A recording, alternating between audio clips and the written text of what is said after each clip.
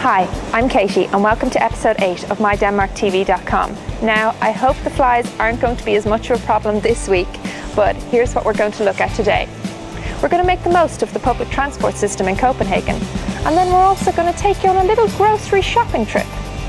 We'll give you the latest gossip on why famous actor Jude Law is going to be in town next month, and also give you tips on how to protect yourself if you become unemployed. But first, did you know that Denmark, while not as big as its German and Swedish neighbours, has an incredible 407 islands? Both Greenland and the Faroe Islands help make up this number, as they're still part of the Kingdom of Denmark.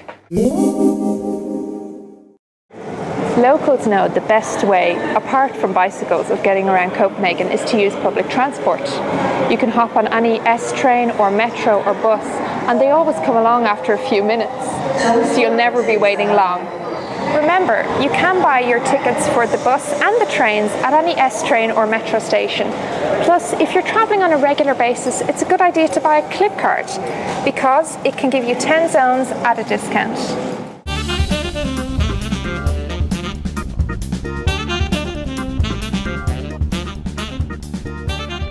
It's as easy as that.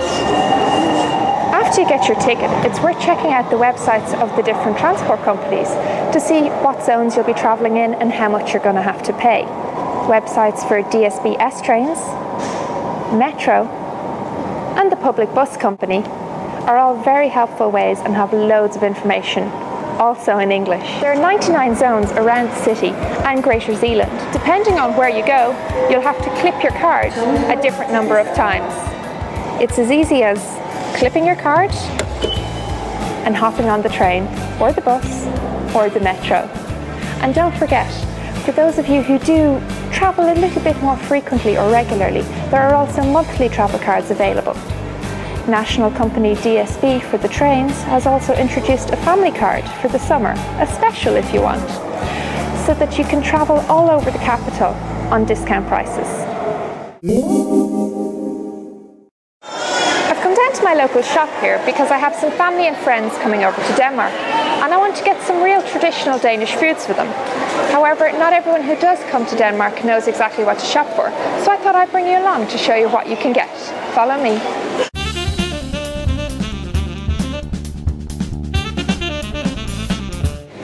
So if my guests are going to enjoy a really good Danish breakfast, first thing on the list is fresh breakfast rolls plus the usual toppings.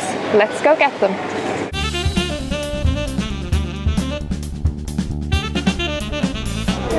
So there's so many different types of Danish toppings you can use, but the problem is you hear the word in Danish, but what does it look like? So I've come down to get some rullepølse. It's a delicious kind of spiced sausage, wrapped up, sliced, and people love it on their breakfast rolls. We might also want to pick up some nice salami, which in Denmark is known as spejpølse. It tastes really good, but don't worry though, if you are vegetarian, there's also the option of doing the traditional Danish thing where they put cheese and jam on bread rolls. I know it's not everyone's favourite, but they seem to love it. While you can get the traditional sandwich bread in Denmark, there's also the option of going very Danish and picking up some rye bread, which the Danes love. They use it for breakfast, lunch, whenever they're hungry and need a snack. Of course, for breakfast, we're going to go with the traditional rundstykker, which are these round white bread and taste great with all the toppings we've picked up. A great option for dinner, especially if you're serving for a lot of guests, is to pick up some roast pork. However, not everyone knows the Danish names for the different types of meats, so that's why we've brought you here, down to the coal section, to get some tilbud, or special offers. Now this particular roast pork is known as ribbensteg. You can also get one known as flæskesteg, which is equally delicious. If you're looking for another type of traditional Danish food for dinner, a good option would be pick up some medisterpølse. It's a type of rolled sausage and it tastes delicious, so I hope my guests like it. Danes love their salad as much as any other person, so I want to make a really good salad for my guests tonight when we're having dinner. However, as you can see behind me, there's a little red mark on the word økologisk, which means organic. Organic food is very popular in Denmark, so I thought, why not make an organic salad? Let's go get some ingredients.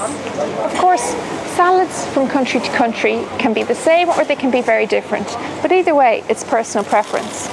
I do prefer to make organic salads because, frankly, I like the taste better, but of course, it's a personal choice. So, whatever you like, you can just pop down to your local supermarket or vegetable shop and pick up what you need. We've done our shopping, it's time to check out. 2 important phrases you might want to know in Danish for when you are buying goods in a shop are på beløbet. På beløbet means that if you want to pay on the amount, as in pay the exact amount. Now either you or the cashier might say this at the checkout. You can also get the option of cash back. So for example, if you say 100 over, it means that you would like 100 kroner more than the amount of the goods you're paying for. Let's go buy our stuff. På beløbet.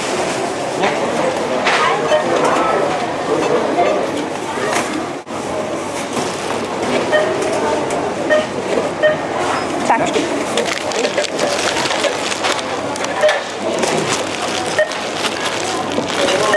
Now that I've got all my shopping done for this week, time to head home and make a nice dinner for everyone. It's very common for Danish employees to take out unemployment insurance, known as A-kasse. Now, this is available through many trade unions, but there are also non-affiliated ones like A-kasse that you can join. The Danish government looks after its citizens financially, but it doesn't have an obligation to do so. First, it will look at things that you own, like your house or your car, before you're entitled to any money. So it's definitely recommended to insure yourself, like many people do here. While Danish local authorities look after citizens financially, you're not automatically entitled to payouts just because you're unemployed. First, they'll look at other assets you own, like a house or a car, before deciding if you deserve any money. So it's definitely recommended to join an A-kasse. The A-kasse is a common fund that members pay money into, which they can later draw out if they need to, if they're unemployed.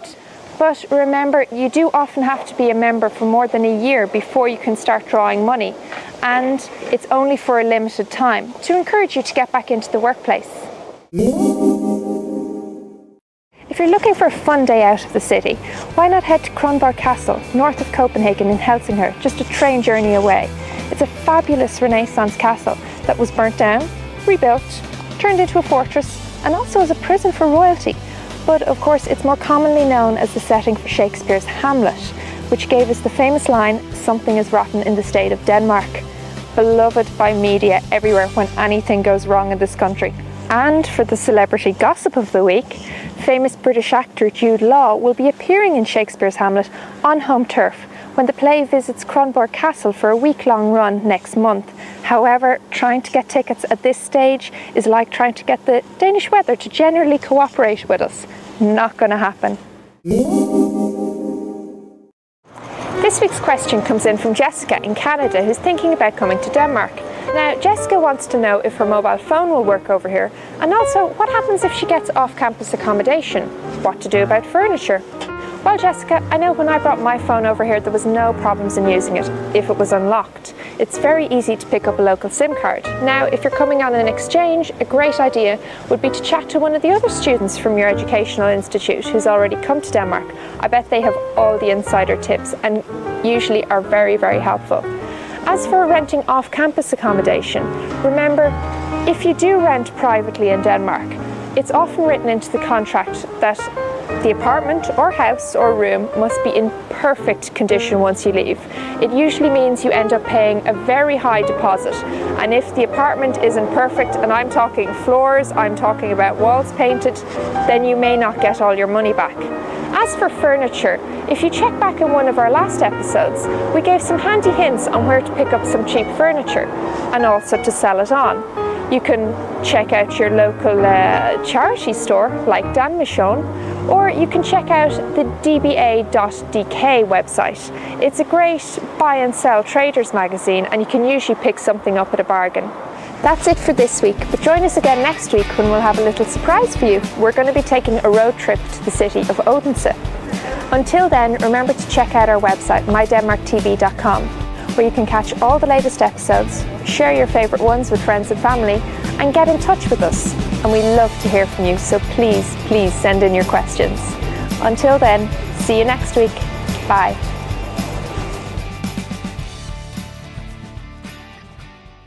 But join us again next week when we'll be having a little surprise from you. For you, not from you. What? Yeah. Yeah, no. I've got flies in my hair again.